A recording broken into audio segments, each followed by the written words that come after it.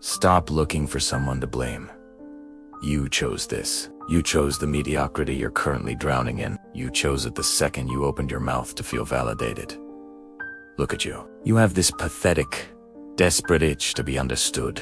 You think that by being real or venting, you're building bridges. You are not. You're handing out the blueprints to your own fortress and pointing out where the walls are thinnest. You are an open book, written in a language even a child could exploit. While you're busy being authentic, the people who actually run this world are watching you. They're smiling, nodding, and silently measuring the size of the hole you're digging for yourself. Niceness is a luxury for the weak. Strategy is the requirement of the sovereign.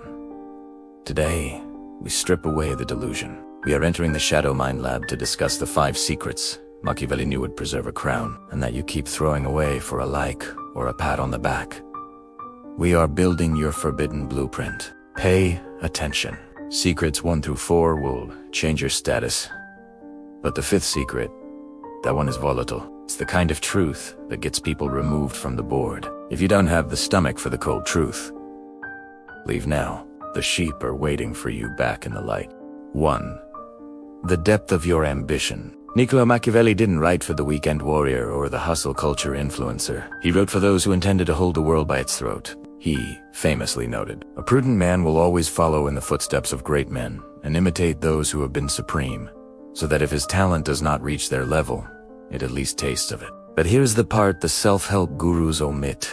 Those supreme men never showed their maps. To Machiavelli, your ambition is not a motivational quote. It is a state secret. It is the hidden engine of your rising state. To expose it is not inspiring. It is tactical suicide. Let's talk about your announcement addiction. You have a dream. A big one. Maybe it's a career pivot, a startup, or a total lifestyle overhaul. And what is the first thing you do? You tell your partner. You tell your best friend. You post a cryptic status update to signal that big things are coming. Congratulations, you just killed the dream before it breathed. Psychologically, you are suffering from symbolic completion. When you tell someone your ambitious goal, your brain receives a social reality hit. It tricks itself into feeling the satisfaction of the achievement without you having lifted a single finger. You've tasted the victory in the air, so you lose the hunger to fight for it on the ground. You're playing house with your future. But it's worse than just laziness. You think the people you're telling are happy for you? Perhaps. But human nature is a swamp of envy. By revealing the depths of your ambition, you have just informed everyone in your circle exactly how much they need to grow to keep up with you. And most people would rather pull you back down into the bucket than climb out themselves. You aren't building a support system. You're building a firing squad. The strategic law is this. The only thing the world should see is your shadow, never your hand. In the Machiavellian sense, power is derived from the information asymmetry. If I know what you want, I know what you fear. If I know you want the CEO's chair, I know exactly which buttons to press to make you look overeager, desperate, or threatening to the current hierarchy. You must adopt the sovereign's mask. When people ask what you're up to, give them the shrug. Be boring. Be unremarkable. Let them believe you are content with the crumbs. While they are busy pitying your lack of drive, you are quietly acquiring the resources, the knowledge, and the leverage to bypass them entirely. True power is a stealth bomber, not a fireworks display. A fireworks display is loud, bright, and ultimately hollow.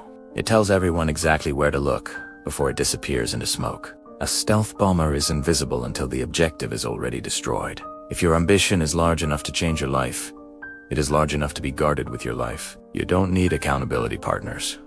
You need discipline. You don't need cheerleaders. You need results. The next time you feel that pathetic urge to brag about your future, bite your tongue until it bleeds. Every word you speak is a leak in your engine. Every vision shared is a gift to your enemies. Be the man who arrives at the finish line while the world is still wondering if you even entered the stadium. Silence isn't just golden, it's a weapon, and you've been leaving yours out in the rain to rust. 2. The precise nature of your grievances. Machiavelli was a man who understood the architecture of ruin. He once wrote, Men should either be treated generously or destroyed, because they take revenge for slight injuries. For heavy ones, they cannot. But you don't destroy. You don't even retreat. You do something much more pathetic. You complain. You air your grievances like laundry on a line, hoping the wind will blow the smell away. You think that by expressing your hurt, you are demanding justice. In reality, you are providing a map of your own skin, showing every predator exactly where you are thinnest, where you bleed the easiest, and where the scar tissue has yet to form. Let's look at your emotional honesty. When someone crosses you, a boss, a friend, a lover, your first instinct is to let the world know you've been wronged. You want closure. You want to be heard. You tell your coworkers how unfair the promotion was. You tell your inner circle how much your ex ruined your mental health. You tell the internet how toxic the environment is. You think you're being a warrior for truth? No, you're being a test subject. Every time you reveal a grievance, you are conducting a public masterclass on how to defeat you. You are telling the world, this is the specific frequency that shatters my glass. This is the exact words that make me lose my composure. This is the caliber bullet that gets through my armor. When you complain about a toxic boss, you aren't showing strength. You're showing that you are easily destabilized by authority. When you moan about being betrayed, you're announcing that your vetting process is garbage. You are handing your enemies a remote control to your nervous system. And believe me, the world is full of people who love to press buttons just to see what happens. Grievances are for the weak. Retribution is for the patient. In the Machiavellian court, a grievance is a liability. If you have a problem with someone, the worst possible thing you can do is let them or anyone else know you have a problem. Why? Because the moment you express a grievance, you lose the element of surprise. If I know you hate me, I am on guard. I watch my back. I preemptively poison the well against you. I make sure you are discredited before you can act. But if you smile, if you remain pleasantly indifferent, if you treat the injury as if it were a minor gust of wind, I'd become careless. I leave my flank exposed. You must learn the art of the emotional void. When you are insulted, feel nothing. Or better yet, simulate feeling nothing. If you must have a grievance, keep it in a cold, dark room in the back of your mind. Let it ferment. Let it become a plan. A grievance should never be aired. It should be resolved. You see, a lion roars when it's angry, and the prey runs away. A fox feels the same anger, but it stays silent, waits for the lion to sleep, and then finds the throat. By revealing your grievances, you are a lion with no teeth, making a noise that only serves to warn the world you're coming. Stop seeking validation for your hurt. Validation is a peasant's consolation prize. The sovereign doesn't want to be right. The sovereign wants to be in control. If you cannot control your tongue when you are wounded, you will never be fit to hold a sword. Silence is the ultimate misdirection. Let them think they've gotten away with it. Let them believe you too noble or too clueless to notice the slight. Let their guard drop. Your grievances are the seeds of your future leverage. Don't scatter them on the pavement for the birds to eat. Plant them in the dark. Water them with your silence. And when the time is right, harvest. 3. Your financial floor and ceiling. Machiavelli was never a man to be blinded by the glitter of gold, but he respected its gravity. He wrote, "A son can bear with equanimity the loss of his father, but the loss of his inheritance may drive him to despair." Money isn't just currency in the shadow mine lab. It is leverage. It is the wall between you and the whims of others. To reveal exactly how much you have, or more dangerously, how much you don't have, is to hand over the keys to your cage. Look at the modern hustler. They are obsessed with transparency. They think that showing their bank balance proves their worth. On the other end of the spectrum, you have the struggler who vents about their debt and their broke status as a way to bond with others. Both are fools. If you show the world you are wealthy, you invite the envy tax. You turn friends into parasites and strangers into predators. Suddenly, every interaction you have is filtered through the lens of what you can do for them. But if you show the world you are struggling, if you reveal your financial floor, you have just signaled that you are expendable. People don't help the drowning. They look for someone with a boat. By admitting your lack of resources, you lose the halo effect of success. You become a low-value target in the social hierarchy, and you'll find that doors don't just close, they lock. The strategic law is maintain a financial fog. In the Machiavellian court, your true net worth is a ghost. You must learn the art of strategic ambiguity. You should look like you have enough to be dangerous, but not enough to be worth robbing. You should appear stable enough that people want to be in business with you, but never so loaded that they feel justified in overcharging you or betraying you. If you are rich, play poor in the presence of the envious. If you are poor, never look desperate in the presence of the powerful. Why? Because money is the ultimate indicator of autonomy. If people know your floor, exactly how much money it takes to keep you alive, they know exactly how much it costs to buy your loyalty or break your will. If a boss knows you have zero savings, they don't have an employee, they have a slave. If a competitor knows your ceiling, the limit of your capital, they know exactly how long they need to outspend you to bury you. Keep your numbers in the dark. Your wealth should be felt in your confidence and your refusal to beg, not seen in your jewelry or your bank statements. Let them guess. Let them underestimate you. Let them overestimate you. As long as they don't know you, they cannot calculate you. Transparency is for the middle class. They love to talk about their numbers. The elite, the truly Machiavellian, are silent. They know that once a number is spoken, it becomes a limit. And in this lab, we don't believe in limits. You're still here. Most have already clicked away to find a feel-good video about manifesting wealth. You chose the hard truth instead. That makes you a candidate for the inner circle. If you want to stop being the prey and start being the architect, subscribe to the Shadow Mind Lab. We don't do motivation, we do reconstruction. Join us. Or don't. The world needs sheep as much as it needs wolves. Now, let's move on. For your next move, Machiavelli was the ultimate cartographer of the human ego. He understood that men are so simple, so prone to the distractions of the present, that he who can deceive will always find those who allow themselves to be deceived. He wrote, "Never let your thoughts be heard, nor your intentions felt." But in the modern world, silence isn't enough. People are nosy. They poke. They prod. They ask, "So, what's next for you?" If you give them a blank stare, they get suspicious. If you give them the truth, they get the advantage. The Machiavellian solution. Give them a lie so beautiful they'll build a monument to it. You suffer from a tragic condition called strategic honesty. You believe that if you're transparent about your plans, people will respect your drive.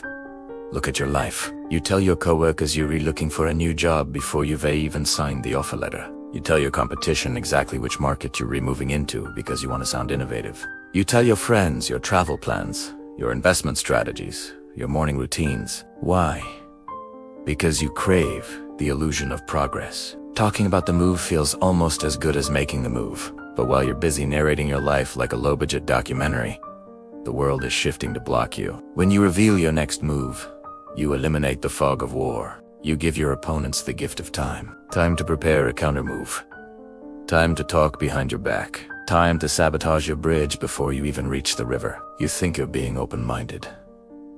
You're actually just being a target. The law of misdirection is this: always signal a false destination. In the Shadow Mind Lab, we don't just stay quiet. We create noise. If you are planning to move north, make sure everyone thinks you are obsessed with the South. If you are preparing to launch a product, spend your social energy talking about a sabbatical or a completely different hobby. Machiavelli admired the fox for a reason.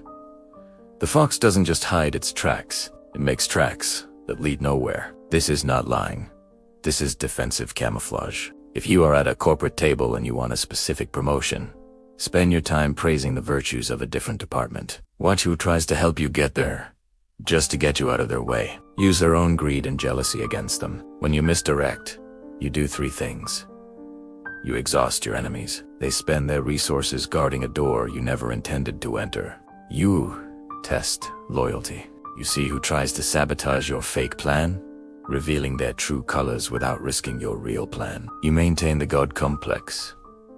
When you finally achieve your true goal, it will seem to the world as if it happened overnight, by magic, or by divine right. This creates a terrifying aura of competence. Never let them see the sweat of your labor. Let them see the suddenness of your success. If they didn't see you coming, they can't see you winning. And by the time they realize the North you were talking about was a decoy, you should already be the king of the South. Your next move is the most valuable piece of data you own. Stop giving it away for free to people who would give you a glass of water in a desert. Master the art of the feint. Be the player who everyone thinks they understand, but nobody can predict. Because in the end, the only thing that matters is where you land, not where they thought you were going. 5. The shadow self. The redacted secret. We have reached the edge of the map. Beyond this point, there is no self-help. There is only the abyss. Machiavelli's most terrifying insight wasn't about how to rule others. It was about how to rule the monster within. He wrote, "It is necessary for a prince wishing to hold his own to know how to do wrong, and to make use of it or not according to necessity." The final secret is this. Your moral code is a tactical variable. Most people spend their lives trying to be good.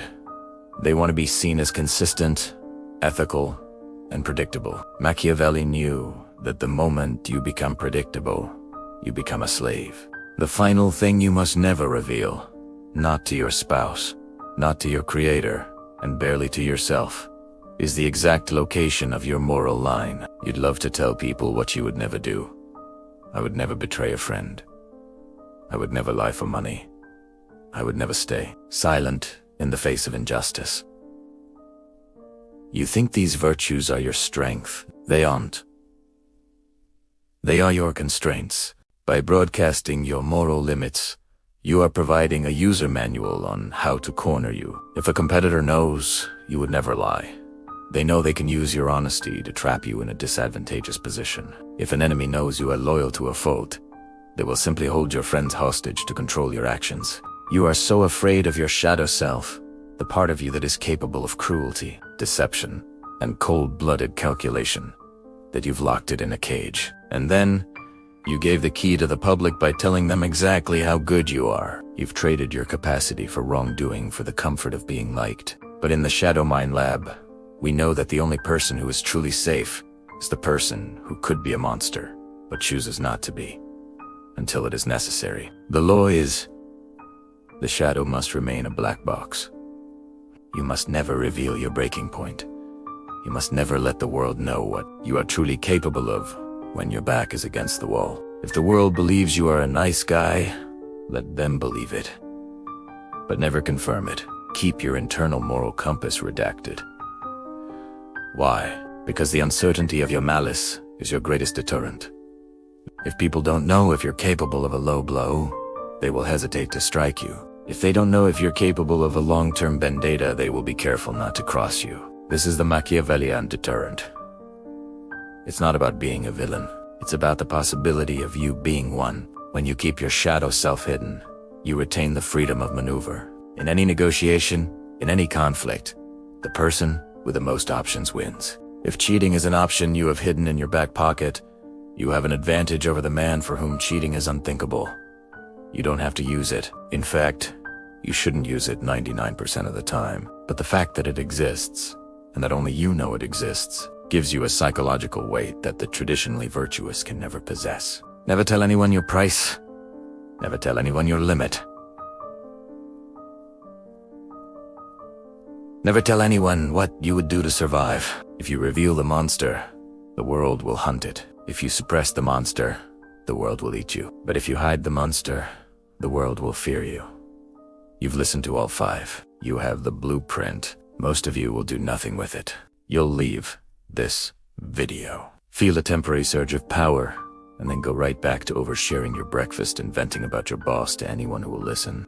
You'll go back to being a transparent open book in a world full of illiterate predators. If that's you, forget everything you heard. Go back to the light. The Shadow Mind Lab wasn't built for the masses. It was built for the few who understand that power isn't taken, it's preserved.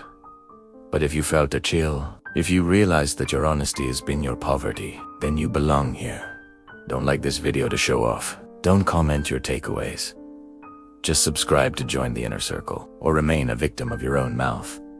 The choice, as always, was yours. Class dismissed.